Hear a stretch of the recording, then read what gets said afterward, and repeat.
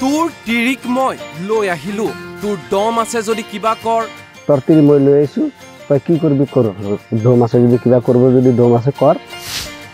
মোৰ তিৰিক পলুৱাই নিলে সি, ওলোটাই আকৌ সি মোকেই দম দিয়ে। তাই মোৰ লগত এনেকুৱা কৰিব নালাগিছিল। 2-3 বছৰ লুকাই লুকাই তাই তাৰ লগত ইলু ইলু কৰি আছিল। মই কিবা ক'লেই খং কৰি ঘৰলৈ গুচি গৈছিল। মই জানো তাই আৰু উভতি নাহে। মোৰ তিৰি পলাই গৈছে, সেইটো আৰু নাহে, সেইটো মই জানো। তাই ফেন, চকী, বাচন বৰ্তন, সোণৰূপ, কাপোৰ, টকা পইচা সকলো চাফা কৰি লৈ গ'ল। মোৰ ঘৰৰ পৰা 30,000 টকা, সোণৰূপৰ গহনা মোটামুটি আপোনাৰ 50-60 হাজাৰ টকাৰ মান হ'ব। ডেস্কিৰ পৰা একদম বাচন বৰ্তনৰ পৰা তাৰপিছত খাট, চেয়াৰ সম্পূৰ্ণ বস্তু লৈ গৈছে, ঘেৰ চেৰ। পিছে তিৰিক আৰু নালাগে, মোক অকল বস্তুবোৰহে লাগে। মোৰ বস্তুখিনি যাৱতীয় বস্তুবিলাক, মোৰ টকা নগদ 30,000 টকা আৰু 2টা ল'ৰা সন্তান আছে। সেই ল'ৰা সন্তান 2টা আৰু মোৰ বস্তুখিনি তিৰিক নালাগে। আৰু তিৰি এতিয়া পলাই গৈছে, সেইটো আৰু বেলেগৰ লগত গৈছে, সেইটো আৰু কেনেকৈ লৈ খাম। পৰকীয়া প্ৰেমৰ বাবে পুনৰ থানবান হৈ গ'ল এখন সুখৰ সংসাৰ। ঘটনাৰ স্থান হৈছে দক্ষিণ কামৰূপৰ ভিতৰদুৱাৰ গাঁও। এয়া পত্নীয়ে সৰ্বশ্ৰান্ত কৰি যোৱা মুংলা আলী। পত্নী আৰু 2 সন্তানৰ সৈতে সুখৰ সংসাৰ আছিল মুংলাৰ। কৰ্মসূত্ৰে মুংলা থাকে গুৱাহাটীত। গুৱাহাটীতে হাজিৰা কাম কৰি ঘৰখন চলাই নিছিল মুংলাই। কিন্তু মুংলা ঘৰত নথকাৰ সময়তেই মুংলাৰ পত্নীৰ জীৱনলৈ আহিল অন্য পুৰুষ। অন্য পুৰুষৰ সৈতে গভীৰ প্ৰেমত মচগুল হৈ পৰিল পত্নী। পাহৰি পেলালে 2 সন্তানৰ লগতে মুংলাকো। অৱশেষত মুংলা গুৱাহাটীত থকাৰ সুযোগ গ্ৰহণ কৰি 2 সন্তানসহ পৰকীয়া প্ৰেমিকৰ সৈতে পলাই যোৱা নহয়।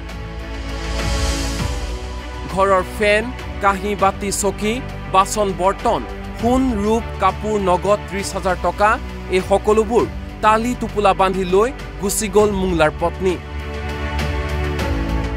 গুৱাহাটীৰ পৰা ঘৰলৈ উভতি আহি ঘৰৰ অৱস্থা দেখি মূৰে কপালে হাত দিলে মুংলাই।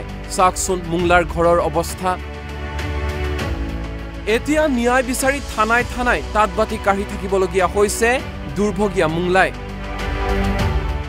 মুংলাৰ এটাই দাবী, তাই তাৰ লগতে থাকক, তাই কেৱল মোৰ বস্তুবোৰহে ঘূৰাই দিয়ক।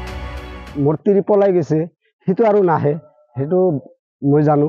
পৰকীয়া প্ৰেম আছে 2-3 বছৰ আগৰ পৰাই।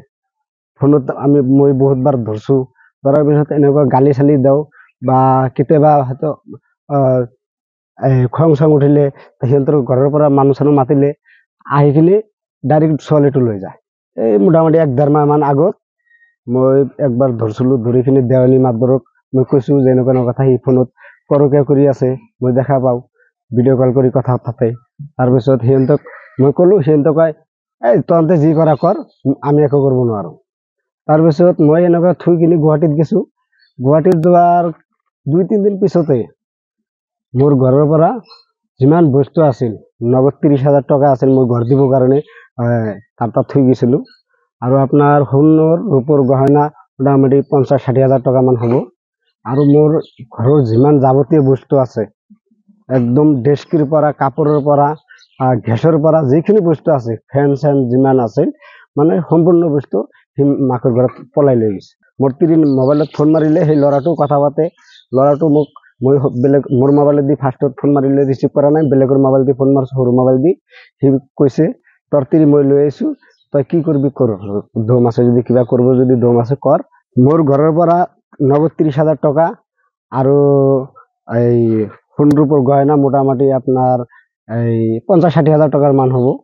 ডেস্কিৰ পৰা একদম বাচন বৰ্তনৰ পৰা তাৰপিছত খাট, চেয়াৰ সম্পূৰ্ণ বস্তু লৈ গৈছে, ঘেৰ চেৰ যিমান আছে।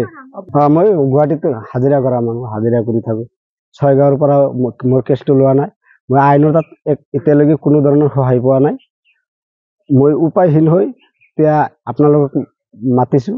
লাষ্ট এটা কথা ক'ব বিচাৰিছোঁ যে আমাৰ অসমৰ মুখ্যমন্ত্ৰী ডাঙৰীয়াক এটা কথা অনুৰোধ জনাও যে এই জোৰশিমুলী থানাত সৰু মানুহবিলাকে কিবা কেছৰ কাৰণে গ'লে সিহঁতে কেছ ল'ব নোখোজে, বেয়া ব্যৱহাৰ কৰে, এনেকুৱা মই বহুত দেখা পাইছোঁ।